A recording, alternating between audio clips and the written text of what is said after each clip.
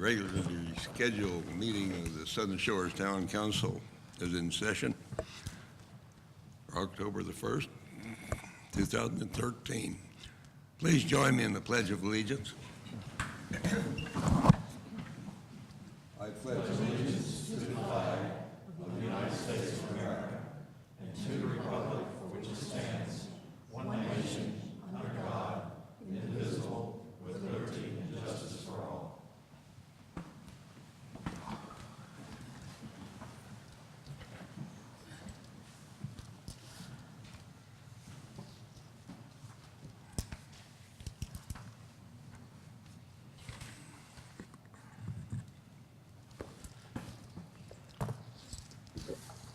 Since our last gathering, we have lost 3 of our senior citizens. Mary Snyder, Mary Walwork, Gary Clark. All these people contributed greatly in retirement to the kind of town we have. During a moment of silence, let's honor them. Also, let's honor all our people around the globe who are protecting America's interest so that we may be free. Also, this honor upwards of 1 million people who work for us that have been summarily told to stay home from work without pay. Join me in a moment of silence.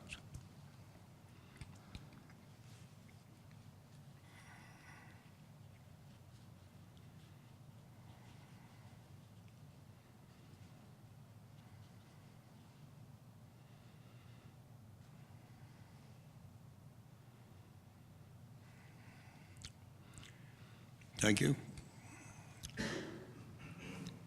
Council, we have an agenda. Anybody have anything to offer in the way of changes? If not, I would like a motion to approve. I move that we approve the agenda. We have a second. Second. All those in favor, aye. Aye. I heard 5 ayes. The consent agenda is at tab 1. Do any of you have issues with the consent agenda? If not, we need a motion to approve. So moved. We have a motion. We have a second. I'll second. We have a second. No discussion. All those in favor? Aye. Opposed, same sign. We have with us tonight, excuse me. We have with us tonight Ms. Ann Eshelman. She's a consultant with Alta Greenways, a participant in the development of the Albemarle Regional Bicycle Plan, and she's here to brief us on that matter. Hey, actually, it'll be Matt Hayes presenting. That is Ann over there, though. That is Ann over there. This says it's Ann Eshelman's going to do it. And what is your name again, sir? My name is Matt Hayes. Matt Hayes. Matt Hayes. Yep. And who are you with? I'm with Alta Greenways as well, also, where Ann. Your associates. Exactly. She's my associate. She's here to make sure that you She's keeping an eye on me. Yeah. Yeah. welcome, Ann. Forgive me the mistake. No worries at all. No worries. Well, thank you, Mr. Mayor. Thank you all for having us here tonight. And also want to introduce Steve Lambert as well with the Albemarle Regional Commission and runs the RPO over there and planning for the 10-county region, the Albemarle region. And he's been very, kind of the project manager for this project and overseeing it. The Albemarle Regional Bicycle Plan is a plan that was funded by NCDOT entirely. NCDOT has been giving out grant funding to communities and also regions in the last couple of years to conduct bicycle and pedestrian plans, and recognizing the value of walking and bicycling as a legitimate form of transportation and recreation. And out here at the Outer Banks, we kind of all know that to be very factual, and certainly for recreation as well. And we see a lot of people in our community that walk and bicycle. So we're looking at a 10-county region, of which Southern Shores is included. And tonight I want to spend just about 10 minutes or so just giving you the highlights of our process and the plan, and then open it up to some questions that you might have after that. So, you know, our work program really began last summer, and we formed a steering committee of representatives from municipalities across the 10-county region. West, for example, was involved in our steering committee and had a lot of great input throughout the process. And we've met and identified visions and goals for the plan. We had a very extensive existing conditions analysis and public involvement process to get input on the plan. And so it was a very long and comprehensive process that we've been through that we're coming towards the end of now. From the public input side, we were trying to be as far-reaching as we could. We had a project website. Nowadays, you have to do a Facebook page to get a hold of the younger folks, so we had a Facebook page. We went to a number of different public events in the region to intercept people that were already out and about, and we had a comment form as well to receive input. Went to about 6 different events. I would say the Outer Banks Seafood Festival is probably our most successful. We like to go where people are already going to be in our region. We find that doing standalone public input events isn't quite as effective anymore, so we like to get out and set up booths where people are already going to be and come to our table and give us some input. We had many people from Southern Shores come to especially the Outer Banks Seafood Festival and stop by our table, so we found that to be pretty effective. So I'm going to run through some of the plan summary of what's entailed in the plan and what it means kind of regionally speaking and on a local level as well. You know, because the region is so big, this gives you a snapshot of what we're talking about. It's probably certainly the biggest regional bicycle plan conducted by NCDOT. So we kind of divide it into regions where we have north of Sound, south of Sound, and Outer Banks, and certainly a lot of variety of land uses and settlement types and characteristics. So we look at this kind of broadly, but we had to break it into some groupings.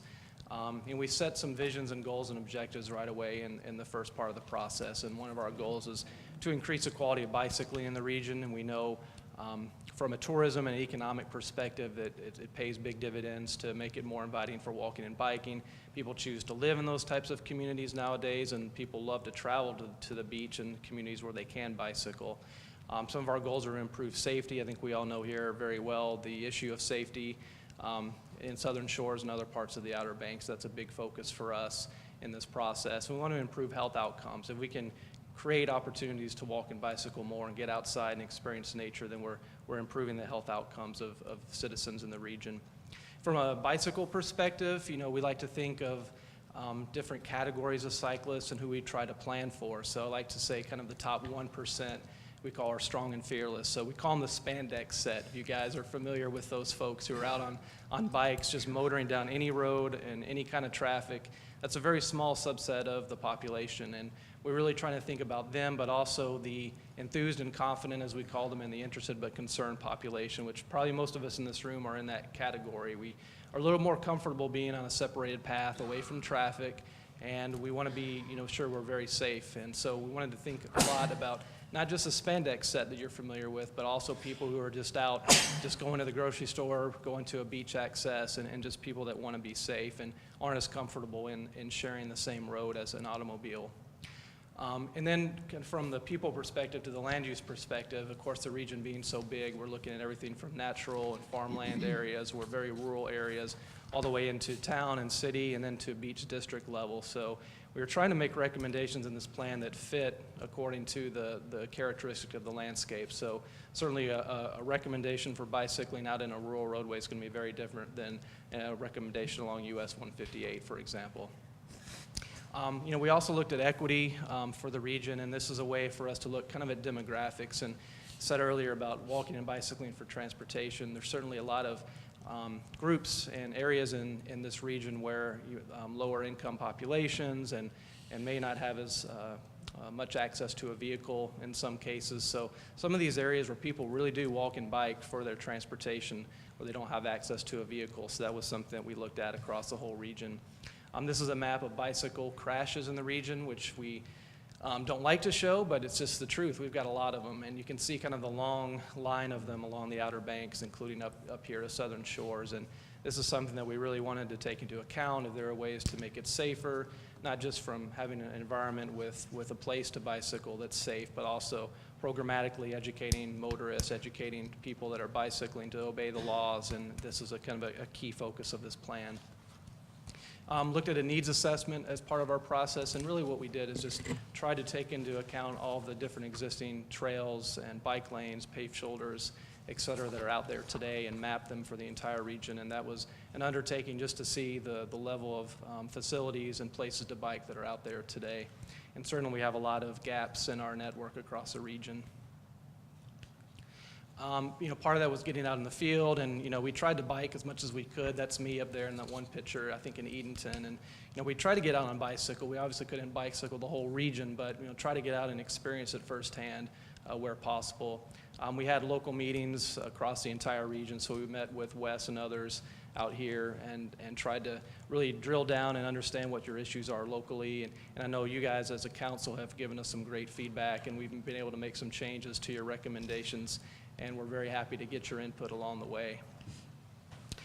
So, we looked at a lot of different facility types, and this is kind of a little bit of an educational piece, but there are a lot of different types of bicycle facilities today. It's a very fast-moving and changing, evolving field, and looking at ways to accommodate bicyclists and roadways. This is just a picture of a bicycle lane, but we look at everything from a multi-use trail that's separated from the road to a paved shoulder, and we have a toolbox of design guidelines for you all to consider as a region and as a town going forward. So this is the entire Outer Banks proposed network. I know it's tilted on its side. You guys are not used to seeing north-oriented in this way, but it's about the only way we can get it on inside of our plan and the size plan that it is. But we tried to look at a comprehensive regional network. That was kind of our goal for this plan, very regional in nature for the whole 10 counties, and Southern Shores being a part of that. And what we wanted to do is for each region, we wanted to have snapshots of the individual municipalities and how these facilities look going through the region. So this is the map of recommendations that we had for Southern Shores. We also look regionally at prioritization, and certainly we can't expect to build all of this overnight, much less in 30 years, and we have to try to think about ways to prioritize. And we looked a lot at what the public was telling us, what local planners were telling us. Does a facility connect to a school, to a major destination? We tried to score them in that way. And of course, coming from those prioritization matrix, we looked at demonstration projects and projects that we tried to have geographic representation across the region and come up with a demonstration list going forward. This is a map of all those demonstration projects, and we really tried to get them scattered about and representing different areas of the region. One thing that we looked at in Southern Shores, and we heard from a lot of your citizens and planners, is the Dogwood Trail and certainly US 158 crossings, and that was something that we looked at in detail here. And it was just one example, and I think Wes will talk a little bit more about this later. The town also just recently received a grant to do a bicycle and pedestrian plan, which is actually separate from what I'm talking about. I'm talking about the regional bicycle plan. Town, kudos to you all for getting a grant from DOT to drill down even more specifically at bicycle and pedestrian issues on your roadways, and that'll be the opportunity that you guys have to get into a lot more detail. So another part of this plan was looking at policies and programs, and like I mentioned before, there's a lot of ways we can try to get the message out. This is an issue in our state that we have about 168 pedestrians killed on North Carolina roadways every year and about 20 bicyclists every year. That's a lot. That's something that's not maybe known as well as it should be known. DOT has a Watch for Me and See campaign that I think they're looking to expand out into Steve's region, out to the Outer Banks, and ways we can do through some different types of programming and literature and billboards and meetings and events to try to encourage safer interactions between cyclists and motorists. You know, and part of this was looking at policies as well, and again, talking about those different settlement types. What might make sense out in a rural area out in Camden County may not make as much sense in Southern Shore. So we try to give you guys a menu of things to consider going forward as you look at your policies and ways to make it safer for bicycling with future development. And so this is just a toolbox for consideration going forward.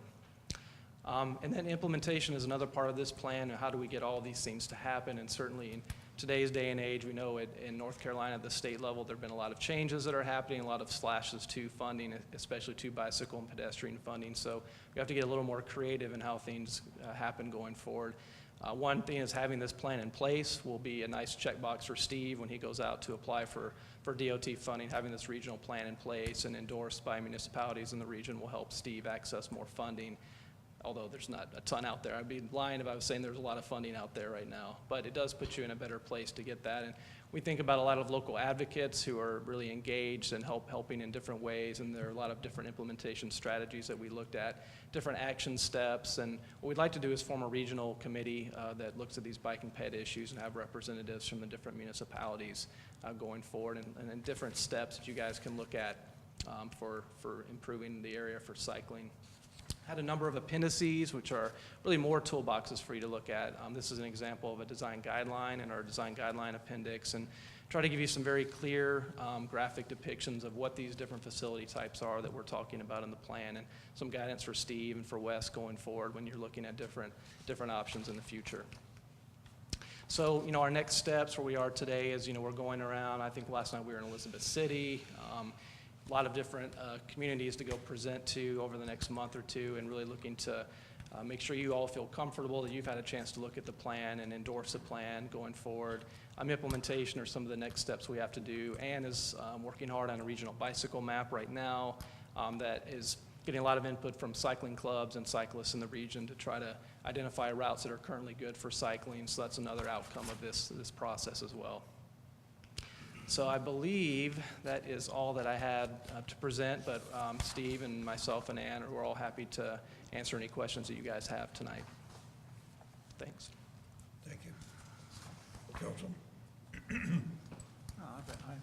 can start. You want to start off? No, go ahead.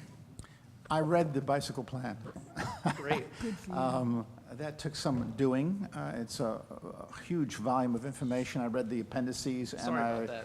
a shortened version, and I read it online too, because Wes knows that I happen to like that. Actually, the roundabout Sundog was what set me off. So I see it's got out of the plan. And we're happy The that you calming did. circles. I love Right. that term, calming circles. I think would have created the opposite. But I have by the way, first of all, a beautiful presentation. I mean, I have Thanks. seen presentations in my life. I've never seen anything so beautifully done as Thanks. this. I mean, all the roads, everything else, the writing, the charting, kudos. I mean, fantastic job. Thanks. So, I mean, I think that was great. I also noticed a few other things. Dollars were missing in some areas.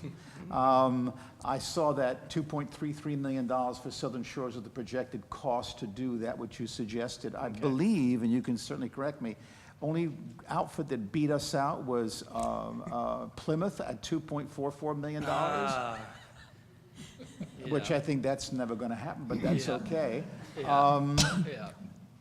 What was the total cost to NCDOT for this to create this plan? For the plan itself, I believe it was about a $200,000 grant that supported what our work was and the Albemarle Commission's work was. So that was to do the plan itself. Okay. What is the total amount that is projected to cost? Because I tried to get the total amount in all that paperwork, and I couldn't find that. But the total amount of the entire plan, what's it Wow. going to cost? We don't have that with us. We haven't actually calculated that because it's going to be a scary number. Yeah. And truthfully, part of the reason we don't do that is because this is very much planning level. So, you know, once you go towards, you know, implementing or engineering a project, it's going to change. So making an estimate at a planning level is very difficult and maybe not as helpful. We try to do it in some of those priority projects as much as we could.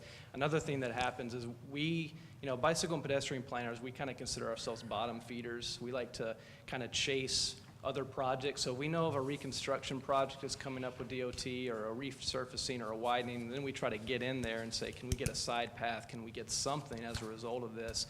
That way it's not an extra cost, it just becomes a cost of a project. So part of having this plan in place is we've got these lines on the map now. So DOT, look, you're gonna redo this roadway, we've got these recommendations, we've got a plan that was funded by you. And so that's part of the reason we don't do that, because a lot of these things kind of get embedded in future projects. So it kind of gets developed piecemeal over time. That's kind of the way we've seen it across the state. So that's part of the reason. What did NCDOT think about this plan?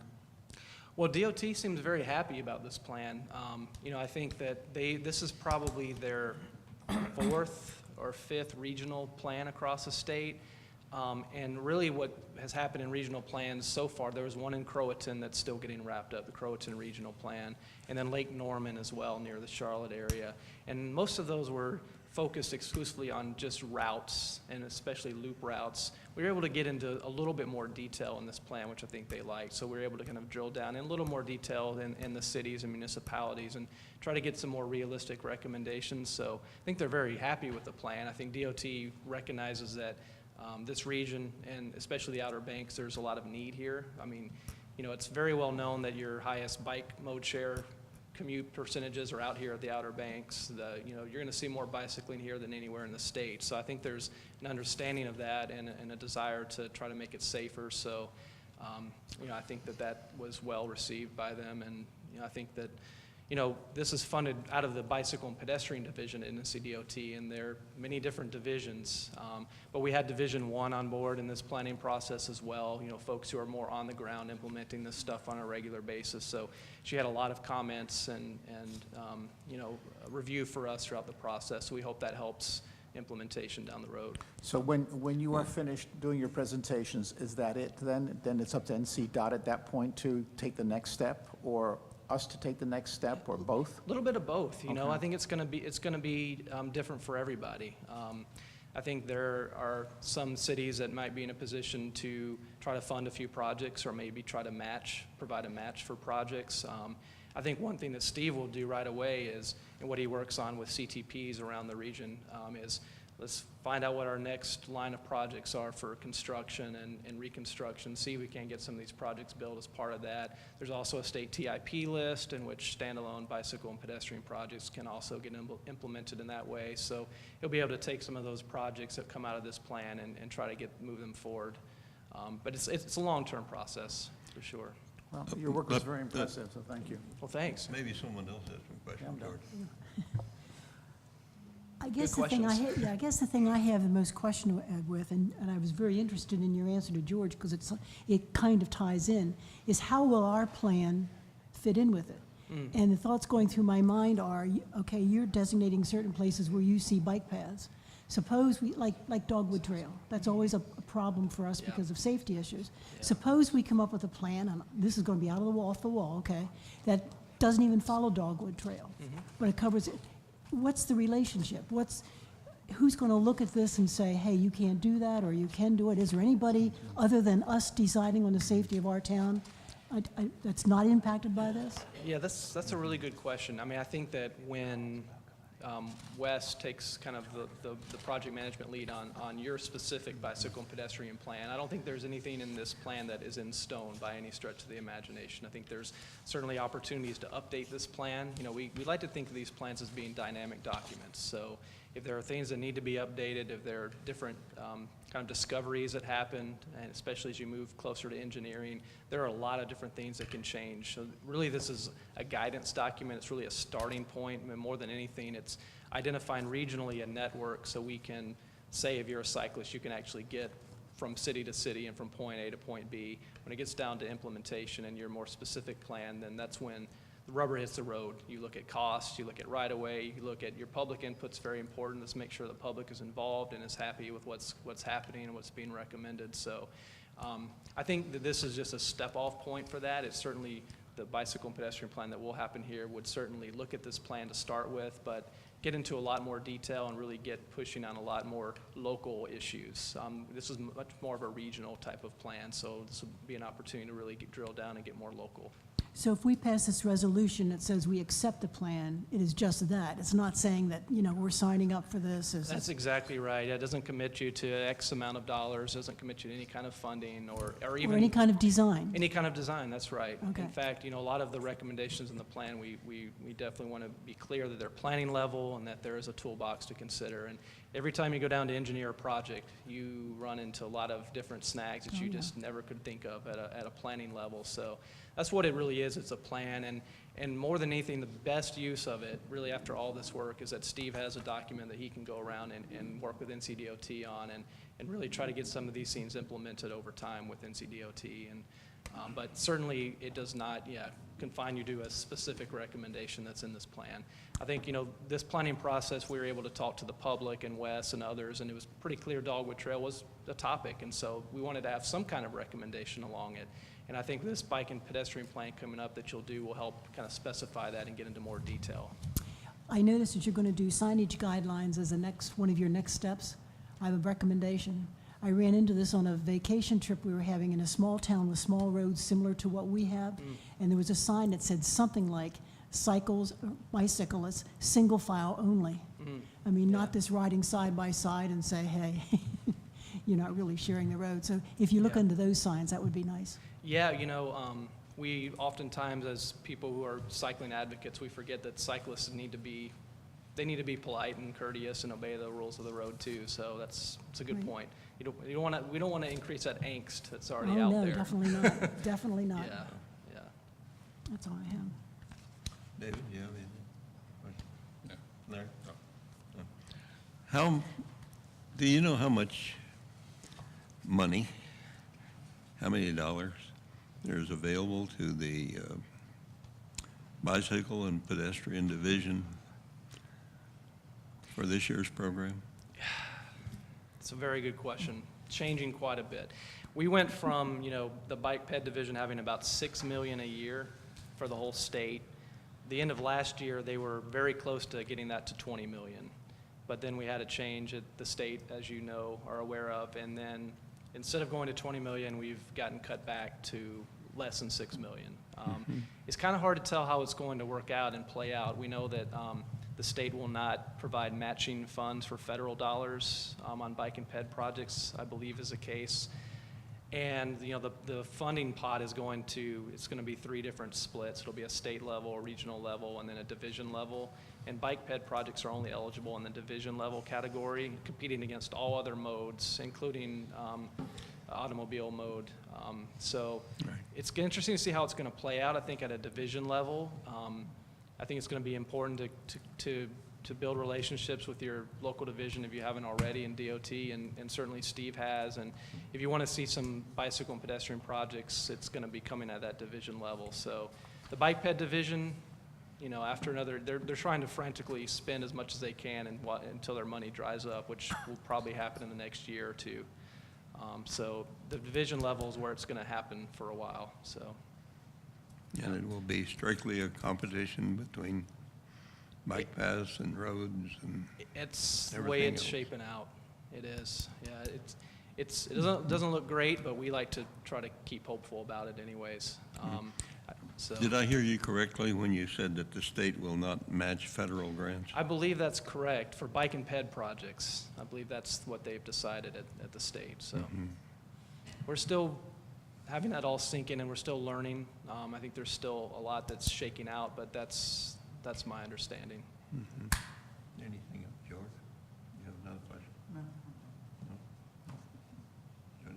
No, I'm good.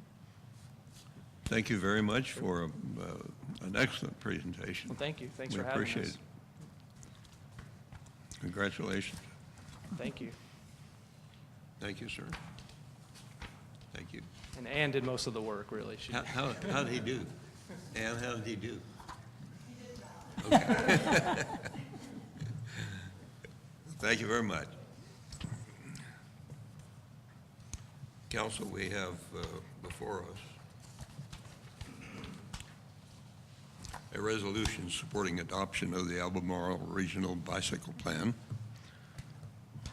What is your pleasure?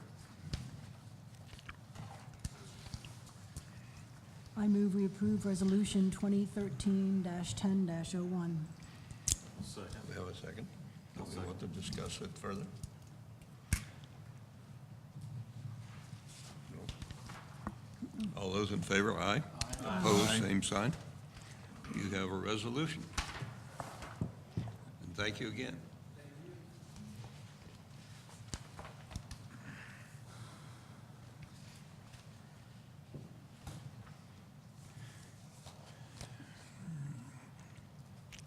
We're ready to hear our town planner, Mr. Haskett, and I want to congratulate the town planner on his participation in the development of the bicycle plan.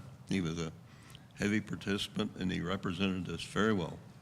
Thank you, Mr. Mayor, members of the council. It's been a pleasure working with Steve and Matt and Ann, and look forward to working with Matt and Ann in the future. They are the consultants we've chosen for our bicycle and pedestrian planning grant. So you'll be seeing them in the future. We'll be working with them next year. Thank you and good evening, but I have a short presentation or a short report for you for the month of September. There were 6 zoning permits issued, 17 building permits. That consisted of 2 new single-family dwellings, 4 additions and alterations, and 11 others. There were 67 building inspections conducted at 50 different job sites. There are currently 10 single-family dwellings under construction, and the total amount of fees collected in September was $8,000.49. Also, just a brief report on the AT&T wireless stealth tower. We did receive the application and materials a few weeks ago to meet the deadline for the October 21st Planning Board meeting. That meeting is open to the public, and we'll be releasing the media releases for that meeting. So that'll be October 21st here at 7 p.m. And once the Planning Board has made their recommendation, a public hearing will be requested before this council. And that public hearing most likely will be held at the November 5th or December 2nd regular meeting. Obviously, anyone and everyone will have an opportunity to speak and ask any questions of myself or the applications or applicant's representative. And lastly, on the bicycle and pedestrian plan, just a status update. A consultant, Alta Greenways, has been selected, and we are in the process of finalizing our contract.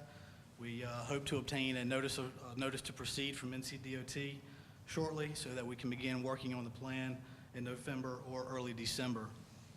Steering committee members will be contacted by the end of October, most likely, for details on when we'll be holding a meeting. And so we'll be looking at starting or having our first kickoff meeting, which will be similar to a public workshop, somewhere around that time.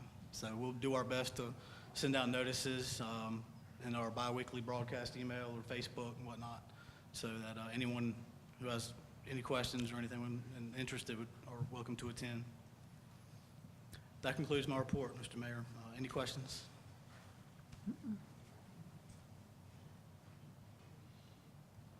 No questions. Thank you very much. Thank you.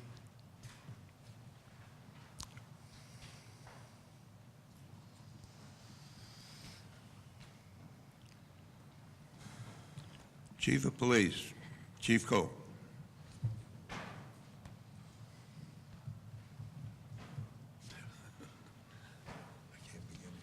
Good evening, Mayor, members of council.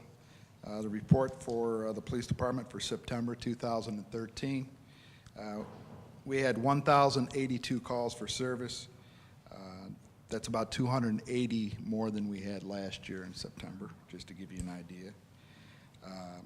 Some of the breakdowns, as you can see, 313 were business checks, 167 residence checks, 18 mutual aids. We had 46 traffic direct. We had 26 suspicious conditions. Officers responded to 23 alarm calls, conducted 95 traffic stops, and another 46 extra patrols. A breakdown of the incidents and investigations, we had 42. Two of the big highlights, one was the B&Es. We, along with other communities on the beach last month, had quite a few unoccupied beach houses that were broken into. And it was basically just flat screen TVs, in and out.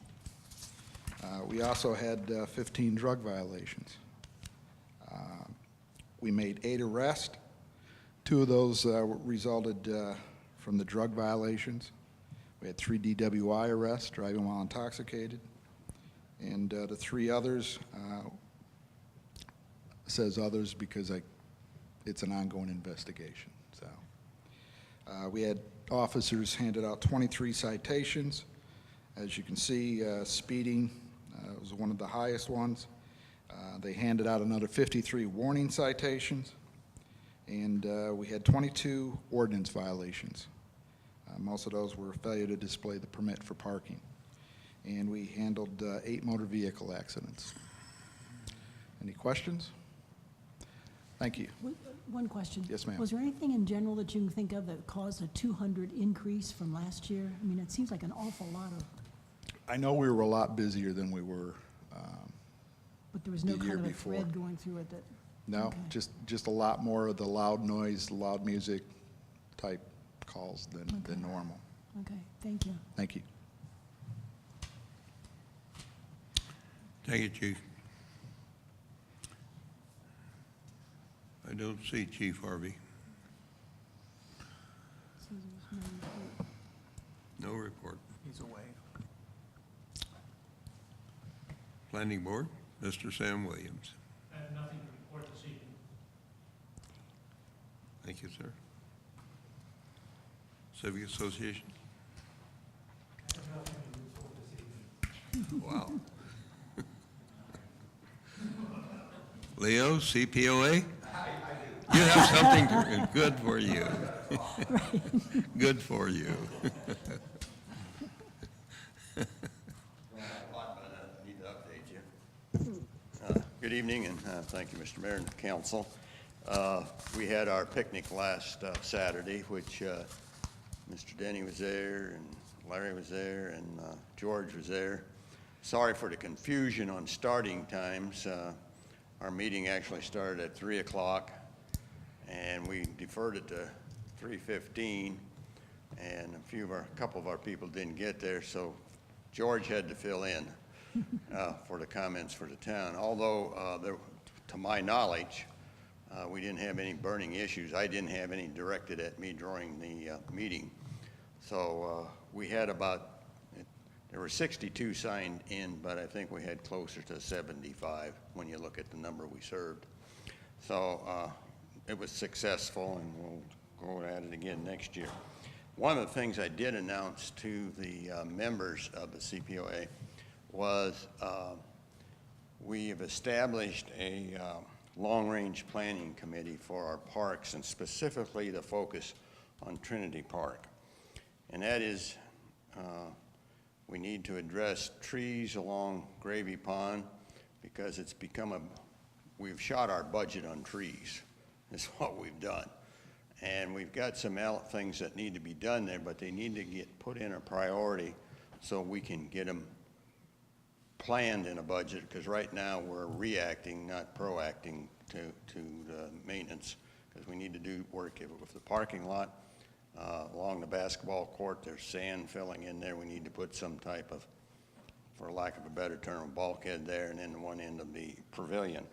So the members that are part of that are Carlos Mercado, Chris Nason, and Joe McGraw, and Kathy Krieger.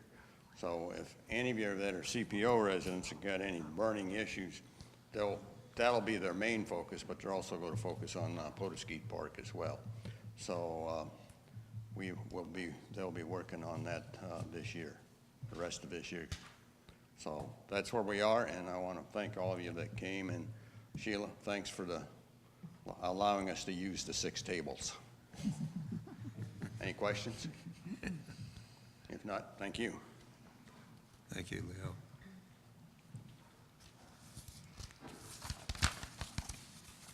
Public comment? Hello, Lori. Lori Williams, Ms. Lori Williams.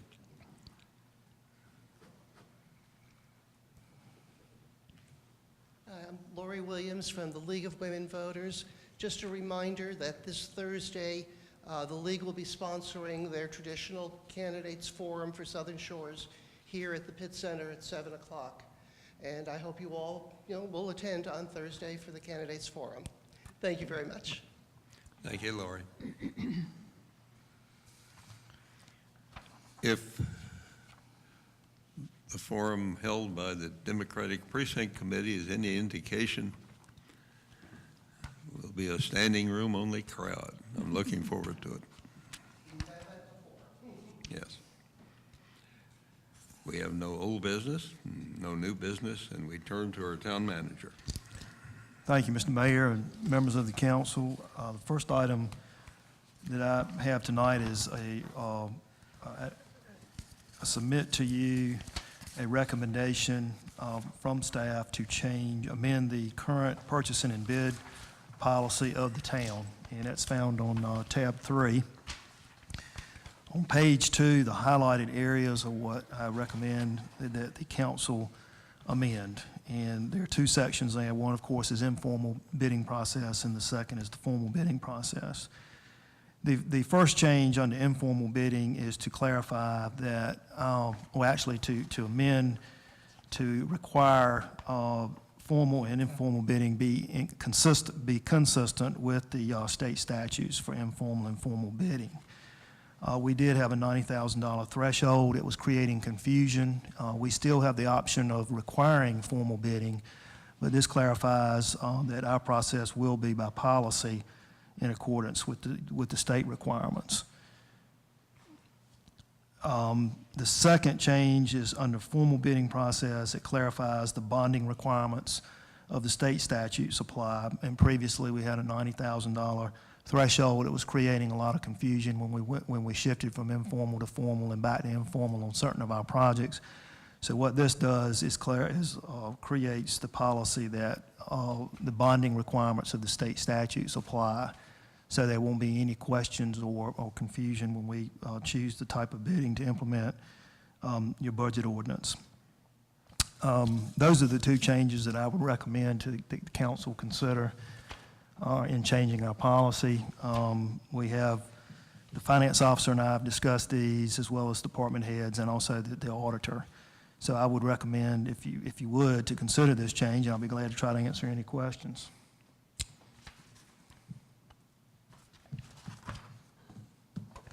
Looks pretty straightforward. We need to follow the general statutes. That's essentially what it does. Makes sense. So do you need a motion on that? Yes, we need to approve it. I move we approve the proposed changes to the purchasing and bidding requirement resolution or policy. I'll second. Is there any discussion on this? All those in favor? Aye. Opposed, same sign. You have it, sir. Thank you, members of council and Mr. Mayor. Tonight, I'm happy to report to you that the 13 major Capitol Street repairs that we bid out and that Barnhill Construction won the bid on have been completed, and currently the consultant engineer is drawing the design for the other 2 repairs that were included in your capital improvement repair plan for the year, and of course that being the North Dune Loop erosion escarpment project and the drainage improvement project at North Dogwood Trail. What we had to do was engage a surveyor there to actually identify the right-of-ways and the location of the street before the design could be made. So those very shortly will be put out for bid as well. Also concurrent with that, the consultant engineer is continuing work on designing the rebuild projects that you approved, and hopefully we'll have a design for those ready very soon in the next couple of weeks, I hope. Also happy to report to you tonight that the contractor for the town's Phase 2 canal dredging project has mobilized today. A correction on what I sent you this morning, they are mobilizing on Sassafras Lane. I did send you 3 pictures. They're laying the loading mats down, and as late as this afternoon, they were moving some equipment in. Depending on the water depths tomorrow, it's anticipating they could get started as soon as tomorrow with actual pulling of actual dredging. The plan remains much the same as what I described before. He will work in that northern area of canal area and actually then move down to the Tall Pine area and establish a transfer site there And then, of course, when he finishes the western canal areas, he will move inside and bring the silt fence inside and then work on the canals in the southern part of town. So all is looking good with that project right now. The other capital project that we're working on is the addition to the police department in the design of a training room and a 3-bay garage. That project went out for bid yesterday, and we're waiting to get our bids back now. The town is also restructuring the septic system for the existing police department, so we'll be able to use the exact same septic system for this addition. And hopefully we'll be able to get started on that project by the end of this month, by November 1st. You can also see a moving van out there, or a moving trailer. We've loaded up everything in the existing garage, and we'll be moving that down to the Public Works compound, and the chief will be storing his vehicles and parking his vehicles in various areas during the work process. We're also engaged in our fall, or actually year-round brush cutting to keep our street right-of-ways safe for pedestrians and vehicle traffic, and we're engaged in an effort now to encourage property owners, even if there's not a structure built on the lot, to prune their own vegetation.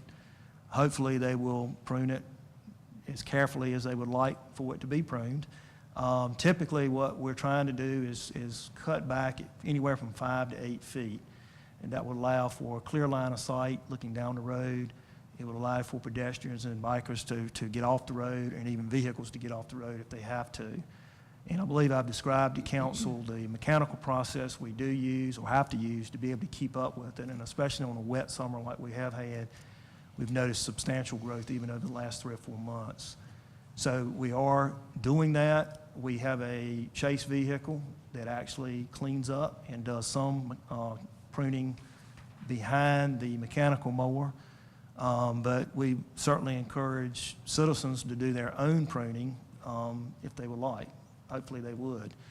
And that would forego us having to prune anything that's overhanging in a safe area or actually overhanging on the asphalt. And we'll be trying to get that word out constantly in the town's publications.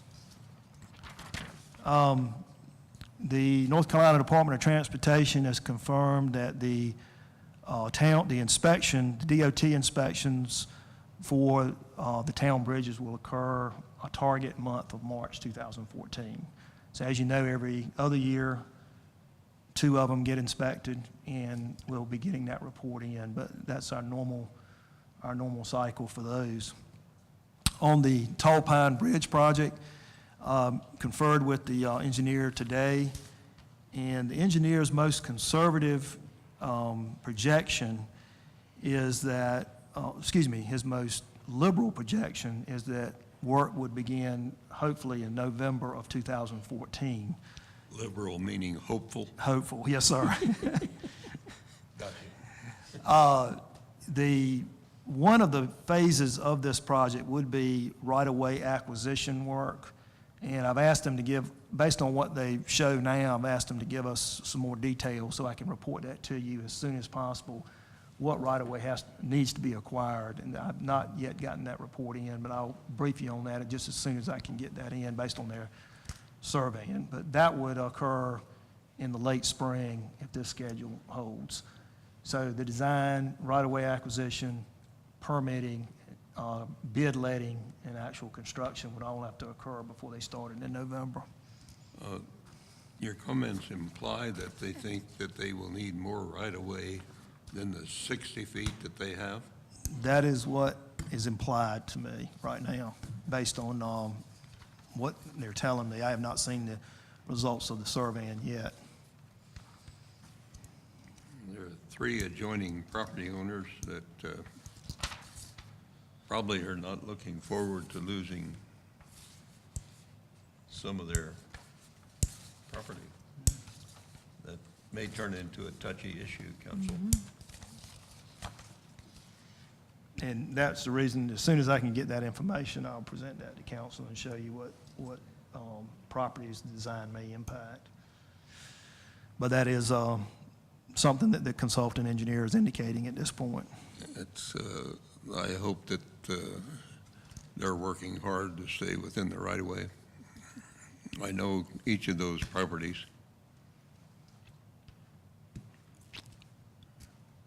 All three of them are quite close to the highway, the street, but enough. We'll get into it. Lastly, I'll just remind the council that a new business is opening up in Southern Shores this week, Town Bank.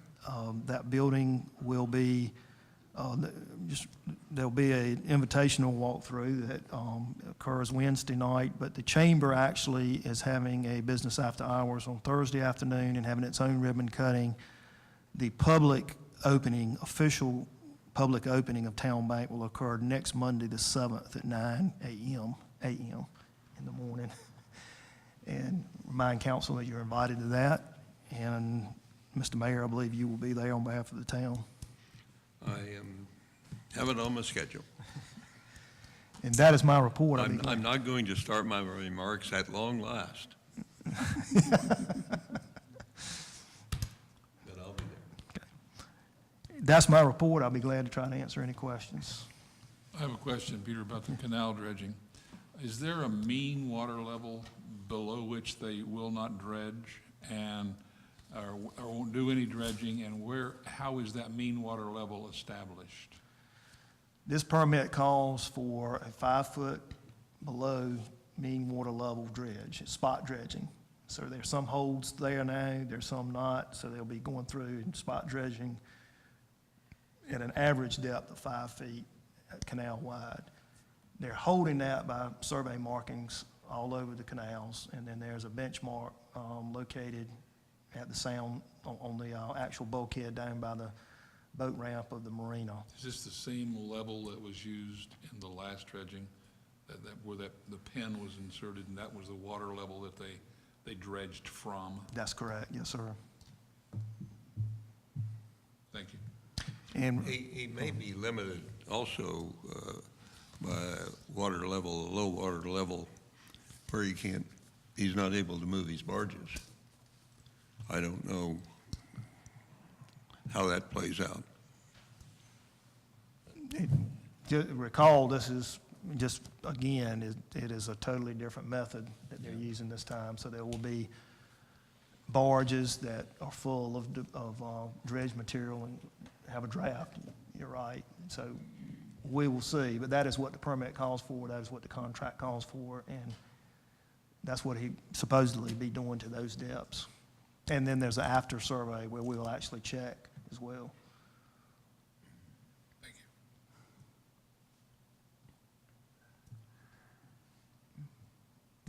you. Be glad to answer any other questions, Ken. I think the mean water level that's been set is the same we had for phase one. Been no change. Any questions of the manager?